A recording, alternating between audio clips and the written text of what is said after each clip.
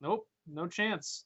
He would have just been behind it. But anyway, the Mannies equalized this game at 1-1 and upsets Brian Roberts, who really anonymous. I didn't even realize he was on this team. Yeah, he's hitting 321 this postseason, but he has zero RBI. So Interesting. Up steps Luke's, the vicious Luke Scott.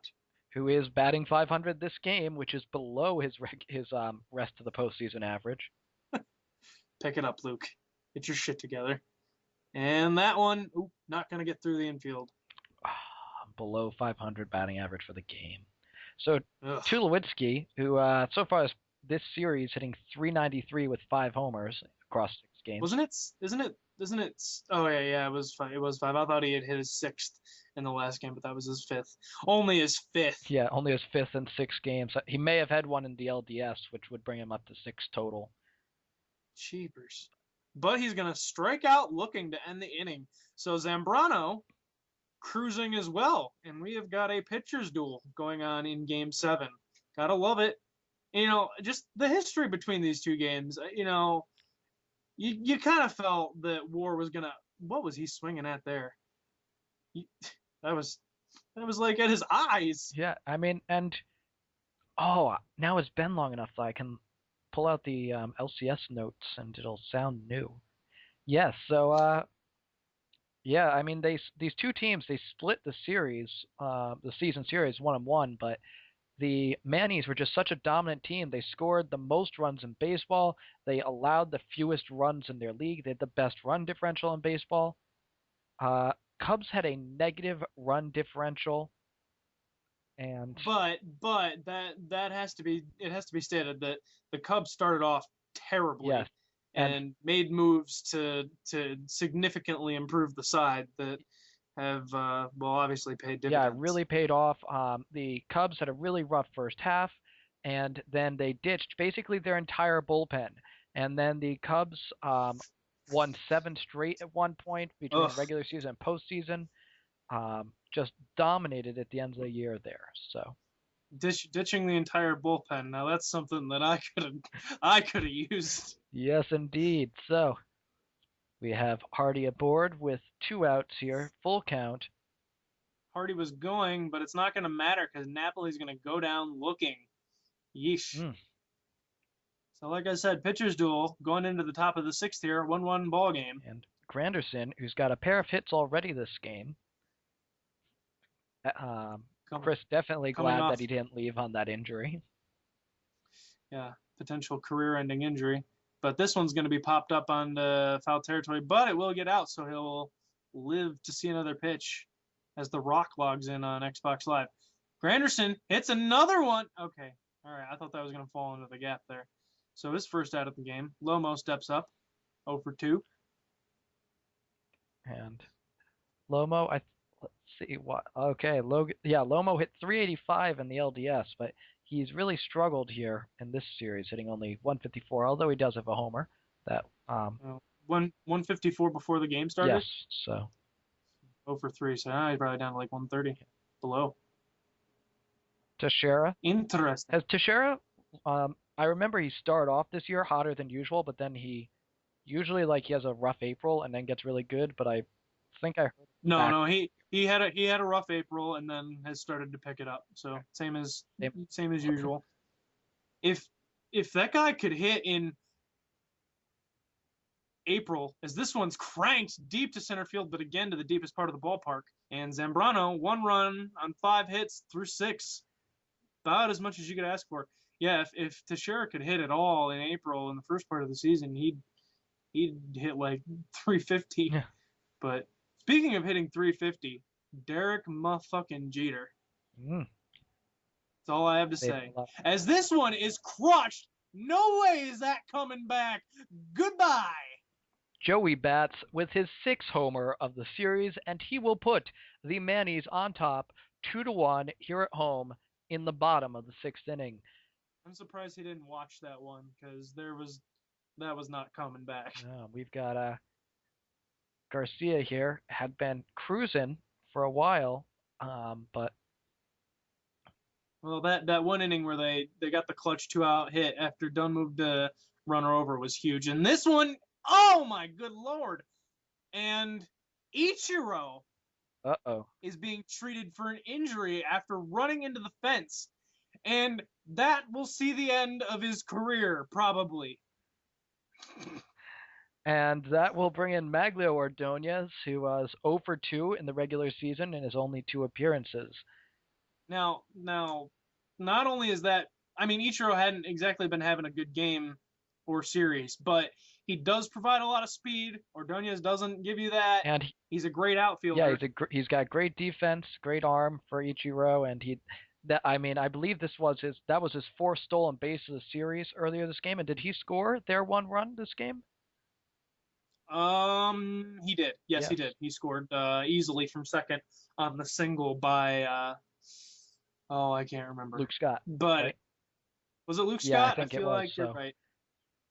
But anyway, so that's huge for the rest of this game and potentially for the World Series, depending on how many games Ichiro is going to have to miss. We'll have to have his injury assessed here. Yes, it would be relevant if I remembered how many games it is. So Oh, I thought it was just like 10 by default. it's 4 games after. So if the Cubs were to go to the World Series, he would be available in Game 5. Yikes. So and all right, well, Zambrano, that'll be the end of Zambrano. Yeah, he will be pulled for Saito, who has somehow been successful this postseason, putting up a 2.38 ERA, despite his regular season struggles to the tune of a 5.40 ERA. Of course, he still had 3 wins, along with 3 losses, so second most wins in baseball and the most losses in baseball. Whatever, I'd take him in my bullpen. So A-Rod, this team trailing by a run. And A-Rod crushes that one. And, oh yes, I think I'm going to say it. What is it? An A-bomb from A-Rod to tie this at 2. So A-Rod, who led his team in homers in the regular season at 6, finally gets his first homer of this series, and that will tie this game up. We're knotted at 2 here in the 7th inning. But as we all know, it doesn't count unless it's in Game 7 of the World Series against the Red Sox. Exactly. You know. Exactly. A-Rod isn't clutch unless he does it in a game that can't even happen. Ugh. But anyway, so you know, hey, Bud Selig will change it soon. That'll be able to happen. We'll just abolish the National League in the playoffs. Please completely randomize the bracket so that just make that just give us 8 AL teams, please. But anyway, that's probably the only way the Red Sox would get in at this point. So Maglio with his first at bat, and he's going to line that one foul. Watch Maglio Ordonez come up with the clutch hit, or don't watch him do that. Watch him ground out easily. But anyway, so 7th inning, Game 7. The Occupy Mannies and the Sir Chris team tied up. You know, yep. Pretty much just what we expected. And now we could be seeing a battle of the bullpens, which would be very interesting, considering do either of these teams have a bullpen? Let's see there. I want to see how they've done because they both have some okay guys in their bullpens, and I think Chris has done better this postseason. Chris has a 3.42 reliever ERA this postseason. Manny's are at 4.14, so that's actually far better than either team was in the regular season. And that will be it for Jaime Garcia. He will leave the game tied. Peralta comes in, 3.68 ERA here in the postseason. And Hafner's going to ground out. So, yeah, both starting pitchers pretty much gave what their managers would have liked. And maybe would have stuck with Garcia, or maybe would have stuck with Zambrano a little bit more because he had really, really settled in. And obviously Saito giving up the moonshot to Rodriguez. And Peralta mows him down. Wow, that was fast. 1, 2, 3. That was like 5 pitches there, if that. It was I wish I could go back and count because that was not many pitches at all. But now we have Saito being replaced by Kerry Wood, been good for a 5.68 postseason ERA, or at least an ERA in this series. I'm sure even Mushroom X would have thought that was a quick inning or quick half inning. Kerry Wood in the regular season had a 3-0 record despite his 5.0 ERA. And he gets the first out rather quickly. Up steps Tulo. These Mannies are big in the late innings, so. Sir Chris has had some clutch late stuff too. Yes, though. both these teams have been very effective in the late innings, especially this postseason. He almost hit Tulo there. Anyway, 3-0 to Tulowitzki. Don't want to walk him. Don't want to give him anything to hit. That was a good pitch there. Tulo shortens up on the swing. And he will walk to first. So, not what you want to do. And up to the plate steps Granderson. 2 for 3 on the night. And Granderson lifts that one to right field. It's just going to curve foul. Tulo's got decent speed, too. And he's going to steal second base just under the tag. Tulo doing it all this series.